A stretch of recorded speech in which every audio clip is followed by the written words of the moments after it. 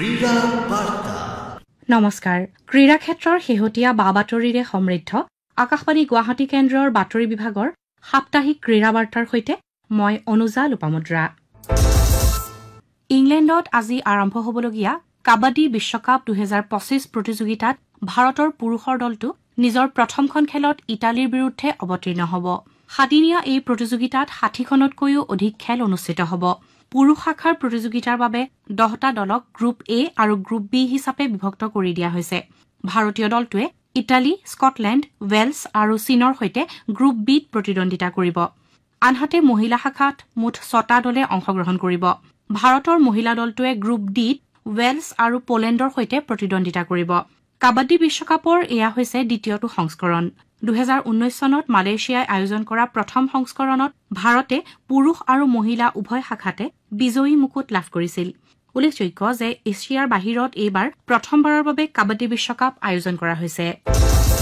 Assam basketball সংস্থাই ভাৰতীয় basketball ফেডাৰেশ্যনৰ সহযোগত আজিৰে পৰা সৰুসজাই ইনডোৰ ষ্টেডিয়ামত 23 বছৰ অনুৰ্ধৰ প্ৰথম ৰাষ্ট্ৰীয় বাস্কেটবল প্ৰতিযোগিতাৰ আয়োজন কৰিছে প্ৰতিযোগিতাখনৰ কিছু সময়ৰ পূৰ্বে আৰম্ভ হোৱা উদ্বোধনী অনুষ্ঠানত মুখ্যমন্ত্ৰী ডক্টৰ হিমন্ত বিশ্ব শৰ্মাই মুখ্য অতিথি হিচাপে অংশগ্ৰহণ কৰিছে অনুষ্ঠানত ক্ৰীড়া মন্ত্ৰী নন্দিতা গাৰ্লছা জনসংযোগ বিভাগৰ মন্ত্ৰী পীযুষ হাজৰিকা ভাৰতীয় ক্ৰিকেট নিয়ন্ত্ৰণ পৰিষদৰ সচিব দেৱজিৎ শইকীয়া এনএফ ৰেলৱেৰ মহাপ্ৰবন্ধক চেতন কুমাৰ শ্ৰীবাস্তৱ ভাৰতীয় বাস্কেটবল ফেডাৰেশ্যনৰ সভাপতি আধৱ অৰ্জুনা আৰু সম্পাদক কুলবিন্দৰ সিং গিল উপস্থিত আছে উল্লেখ্য যে প্ৰতিযোগিতাত অসমৰ বাহিৰেও নগালেণ্ড ত্ৰিপুৰা ছিকিম অৰুণাচল প্ৰদেশ মেঘালয় ছত্তীশগড় জম্মু আৰু কাশ্মীৰ হাৰিয়ানা গোৱা বিহাৰ কৰ্ণাটক মধ্যপ্ৰদেশ পঞ্জাব ৰাজস্থান তেলেংগানা পশ্চিমবংগ উত্তৰাখণ্ড উত্তৰ প্ৰদেশ তামিলনাডু ওড়িশা মহাৰাষ্ট্ৰ কেৰালা ঝাৰখণ্ড হিমাচল প্ৰদেশ গুজৰাট দিল্লী চণ্ডীগড় আৰু অন্ধ্ৰ প্ৰদেশে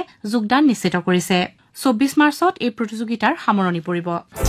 সচিন তেণ্ডুলকাৰ নেতৃত্বাধীন ইণ্ডিয়া মাষ্টাৰ্ছে ইণ্টাৰনেশ্যনেল মাষ্টাৰ্ছ লীগ টি20 ক্ৰিকেট প্ৰতিযোগিতাৰ প্ৰথমটো সংস্কৰণৰ চেম্পিয়নৰ খিতাপ অৰ্জন কৰিছে ৰায়পুৰৰ শ্বহীদ বীৰনাৰায়ণ সিং আন্তঃৰাষ্ট্ৰীয় ষ্টেডিয়ামত কালি অনুষ্ঠিত প্ৰতিযোগিতাৰ চূড়ান্ত খেলখনত দলটোৱে ব্ৰায়ান লাৰা নেতৃত্বাধীন ৱেষ্ট ইণ্ডিজ দলক 6 উইকেটত পৰাস্ত কৰে খেলখনত প্ৰথমে বেট ধৰি ৱেষ্ট ইণ্ডিজে নিৰ্ধাৰিত অভাৰত 7টা উইকেট হেৰুৱাই 148 ৰান কৰিবলৈ সমৰ্থ হয় প্ৰত্যুত্তৰত ইণ্ডিয়া মাষ্টাৰ্ছে অম্বাতি ৰায়ুডুৰ 50টা বলত কৰা 74 ৰানৰ সহায়ত 17 অভাৰ আৰু এটা বলতে বিজয় লক্ষ্যত উপনীত হয় ৰায়ুডুক প্লেয়াৰ অফ দ্য মেচ আৰু শ্ৰীলংকাৰ কুমাৰ সংগকাৰাক master stroke of the season বঁটা আগবঢ়োৱা হয় এই বিজয়ৰ অন্তত ভাৰতৰ অধিনায়ক সচিন তেণ্ডুলকাৰে প্ৰতিযোগিতাখনত অৱতীৰ্ণ হৈ পুৰণি দিনবোৰলৈ উভতি যোৱা যেন অনুভৱ কৰা বুলি সামাজিক মাধ্যমযোগে প্ৰকাশ কৰিছে লগতে ক্ৰিকেটৰ এসময়ৰ মহান খেলুৱৈসকলৰ সৈতে পুনৰ খেলিবলৈ পোৱাটো অতি ৰোমাঞ্চকৰ অভিজ্ঞতা বুলিও সচিনে মত ব্যক্ত কৰে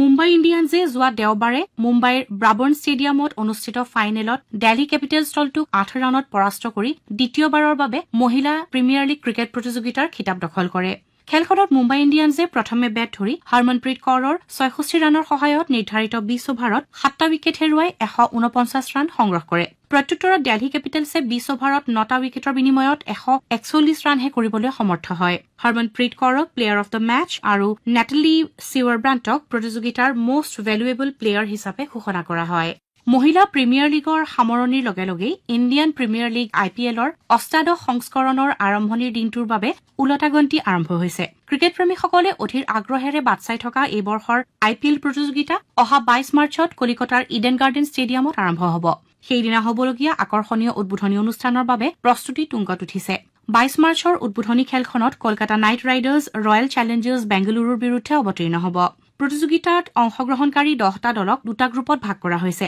গ্ৰুপ এত আছে Chennai super Kings royal Challengers Bengaluru Rajasthan Royals Punjab Kings আৰু কলকাতা নাইট ৰাইডাৰ্ছ গ্ৰুপ বিত আছে Mumbai Indians Gujarat Titans Delhi capitals Sunrisers Hyderabad আৰু লক্ষ্ণৌ ছুপাৰ জায়েণ্টছ লীগ পৰ্যায়ত প্ৰতিটো দলে নিজৰ গ্ৰুপৰ দলসমূহৰ সৈতে দুখনকৈ খেল খেলিব আনটো গ্ৰুপৰ এটা নিৰ্বাচিত দলৰ সৈতে দুখন আৰু আন 4টা দলৰ সৈতে এখনকৈ খেলত অৱতীৰ্ণ হ'ব লীগ পৰ্যায়ত মুঠ 74খন খেল অনুষ্ঠিত হ'ব তাৰ পাছত পইণ্ট তালিকাৰ প্ৰথম 4টা দলে প্লে অফলৈ যোগ্যতা অৰ্জন কৰিব শীৰ্ষৰ 2টা দলে 20 মেত হায়দৰাবাদত কোৱালিফায়াৰ 1ত অৱতীৰ্ণ হ'ব আৰু বিজয়ী দলটোৱে পোনপটীয়াকৈ ফাইনেলত প্ৰৱেশ কৰিব পইণ্ট তালিকাৰ তৃতীয় আৰু চতুৰ্থ স্থানৰ দল দুটাই এলিমিনেটৰ 1ত মুখামুখি হ'ব আৰু বিজয়ী দলটোৱে কোৱালিফায়াৰ 1ৰ বিজিত দলটোৰ সৈতে কোৱালিফায়াৰ 2 খেলখন খেলিব কোৱালিফায়াৰ টুৰ বিজয়ী দলটো অৱধাৰিতভাৱে ফাইনেললৈ অগ্ৰসৰ হ'ব। এইবাৰৰ ফাইনেল খেলখন 25 মেত ইডেন গাৰ্ডেনত খেলোৱা হ'ব। উল্লেখ্য যে গুৱাহাটী ৰাজস্থান ৰয়েলছৰ দ্বিতীয়খন হোম গ্ৰাউণ্ড হোৱাৰ বাবে দুখনকৈ লীগ পৰ্যায়ৰ খেল বৰ্ষাপাৰাত স্থিত অসম ক্ৰিকেট সন্থাৰ ষ্টেডিয়ামত খেলোৱা হ'ব। এই ষ্টেডিয়ামত ৰাজস্থান ৰয়েলছে 26 মাৰ্চত কলকাতা নাইট ৰাইডাৰ্ছৰ বিৰুদ্ধে আৰু 30 মাৰ্চত চেন্নাই ছুপাৰ কিংছৰ বিৰুদ্ধে অৱতীৰ্ণ হ'ব। অসমৰ ৰিয়ান পৰাগে যোৱাবাৰৰ দৰে এইবাৰো ৰাজস্থান ৰয়েলছ সুন্দৰ প্ৰদৰ্শন আগবঢ়াব বুলি ক্ৰিকেট অনুৰাগীসকলে আশা প্ৰকাশ কৰিছে।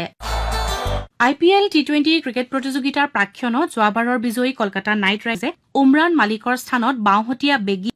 বলেন সাকাৰিয়াক দলত অন্তৰ্ভুক্ত কৰিছে। মালিকৰ আঘাতৰ বাবে শেষ মুহূৰ্তত সাকাৰিয়াক চুক্তিবদ্ধ কৰা হৈছে। 27 বছৰীয়া খেলুৱৈগৰাকী যোৱা বছৰতো KKR দলত আছিল যদিও এখন খেলতো খেলাৰ সুযোগ লাভ কৰা নাছিল। 2021 চনত IPLত ৰাজস্থান ৰয়েলছৰ জৰিয়তে অভিষেক ঘটা সাকাৰিয়াই 2022ত দিল্লী কেপিটেলছ দলত অন্তৰ্ভুক্ত হৈছিল। ভাৰতীয় হকী দলৰ অধিনায়ক হৰমনপ্ৰীত সিং আৰু ছিনিয়ৰ মহিলা হকী দলৰ গোলৰক্ষক সবিতা পুনিয়াক বৰ্ষটোৰ শ্ৰেষ্ঠ খেলুৱৈৰূপে নিৰ্বাচিত কৰা হৈছে। হকী ইণ্ডিয়াই কালি আয়োজন কৰা এটা বিশেষ অনুষ্ঠানত বৰ্ষশ্ৰেষ্ঠ হিচাপে দুয়োগৰাকী খেলুৱৈক বলবীৰ সিং বঁটা প্ৰদান কৰে। উল্লেখ্য যে 2024 পেৰিছ অলিম্পিকত ব্ৰঞ্জৰ পদক বিজয়ী ভাৰতীয় দলৰ অধিনায়ক হৰমনপ্ৰীতে সমগ্ৰ বৰ্ষটোত চমকপ্ৰদ খেল খেলিছিল। আনহাতে মহিলা হকী দলৰ গোলৰক্ষক সবিতা পুনিয়ায়ো সুন্দৰ খেলেৰে বৰ্ষটোত সকলোকে মোহিত কৰিছিল। হকী ইণ্ডিয়াৰ 7ম সংখ্যক বাৰ্ষিক বঁটাত 1975 চনৰ বিশ্বকাপ হকীত চেম্পিয়ন ভাৰতীয় দলৰ প্ৰতিগৰাকী সদস্যক জীৱনজোৰা সাধনা বঁটা প্ৰদান কৰা হয়। ছিনিয়ৰ শাখাত অভিষেকক ফৰৱাৰ্ড অফ দ্য ইয়েৰ বঁটা, হাৰ্দিক সিঙক মিডফিল্ডাৰ অফ দ্য ইয়েৰ বঁটা আৰু অমিত ৰোহিদাসক শ্ৰেষ্ঠ ডিফেণ্ডাৰৰ বঁটা প্ৰদান কৰা হয়। 21 বছৰৰ অনুৰ্ধত ৰাইজিত সিং হুণ্ডালে পুৰুষৰ Yuvraj Singh player of the year আৰু দীপিকাই মহিলাৰ শাখাত প্লেয়াৰ অফ দ্য ইয়েৰ নিৰ্বাচিত হয়। অহা 22 আৰু 23 মাৰ্চত কাজিৰঙা দবা মহোৎসৱৰ আয়োজন কৰা হৈছে। কহৰাৰ কাজিৰঙা ৰাষ্ট্ৰীয় উদ্যান উচ্চ মাধ্যমিক বিদ্যালয়ত 10 বছৰৰ অনুৰ্ধ, 15 বছৰৰ অনুৰ্ধ আৰু মুকলি শাখাত দুদিনীয়াকৈ এই প্ৰতিযোগিতাৰ আয়োজন কৰা হৈছে। দবা প্ৰতিযোগিতাৰ লগতে ছাত্ৰ ছাত্ৰীসকলৰ বাবে বিনামূলীয়া দবা কৰ্মশালা, দবা আৰু পৰ্যটন সম্পৰ্কীয় কুইজ, দবা খেলৰ বোলছবিৰ প্ৰদৰ্শনীৰো আয়োজন কৰা হৈছে। প্ৰতিযোগিতাখন তদাৰক কৰিব আন্তঃৰাষ্ট্ৰীয় আৰ্বিটাৰ বিশ্বজিৎ ভৰদ্বাজে। ইণ্ডিয়ান ছুপাৰ লীগ ISLৰ নকআউট পৰ্যায়ৰ খেল 29 আৰু 30 মাৰ্চত আয়োজন কৰা হ'ব। শনিবাৰে ISL কৰ্তৃপক্ষই এই কথা সদৰি কৰি ডাবল লেগৰ ছেমিফাইনেল 2, 3, 6 আৰু 7 এপ্ৰিলত আয়োজিত হ'ব বুলি জানিবলৈ দিয়ে। প্ৰতিযোগিতাৰ ফাইনেল খেলখন 12 এপ্ৰিলত খেলোৱা হ'ব। প্লে অফত নৰ্থ ইষ্ট ইউনাইটেড FCৰ লগতে মোহনবাগান SC, FC গোৱা, বেংগালুৰু FC, জামশেদপুৰ FC আৰু মুম্বাই চিটি FCয়ে স্থান লাভ কৰিছে। সূচী অনুসৰি প্লে অফত নকআউটত 29 মাৰ্চত বেংগালুৰু FC দলে মুম্বাই চিটি FCৰ বিৰুদ্ধে আৰু 30 মাৰ্চত নৰ্থ ইষ্ট ইউনাইটেডে জামশেদপুৰ FCৰ বিৰুদ্ধে খেলিব। আনহাতে 2 আৰু 6 এপ্ৰিলৰ প্ৰথমখন ডাবল লেগৰ ছেমিফাইনেলত FC গোৱা দলে 29 মাৰ্চৰ বিজয়ী বিপক্ষে খেলিব আৰু 7 এপ্ৰিলৰ দ্বিতীয়খন ছেমিফাইনেলত মোহনবাগানৰ প্ৰতিদ্বন্দ্বী হ'ব 30 মাৰ্চৰ বিজয়ী দলটো। এইবাৰ আহিছো টেনিছৰ বাতৰিলৈ। কেলিফৰ্ণিয়াত আয়োজিত ইণ্ডিয়ান ৱেলছ অপেন টেনিছ প্ৰতিযোগিতাত ৰাছিয়াৰ মীৰা আন্দ্ৰিভাই মহিলাৰ একক শাখাৰ চূড়ান্ত বিজয়ী সন্মান অৰ্জন কৰিছে। কালি অনুষ্ঠিত প্ৰতিযোগিতাৰ চূড়ান্ত খেলখনত 17 বছৰীয়া ৰাছিয়ান টেনিছ তাৰকাগৰাকীয়ে বিশ্বৰ চূড়ান্ত বাছনিৰ খেলুৱৈ আৰিনা সাবালেংকাৰ 2-6, 6-4, 6-3 ফলাফলত পৰাজিত কৰে। আনহাতে পুৰুষৰ একক শাখাত জেক ড্ৰেপাৰে ডেনমাৰ্কৰ হলজাৰ ৰুনেক 6-2, 6-2 ফলাফলত পৰাস্ত কৰি চূড়ান্ত বিজয়ী খিতাপ দখল কৰে।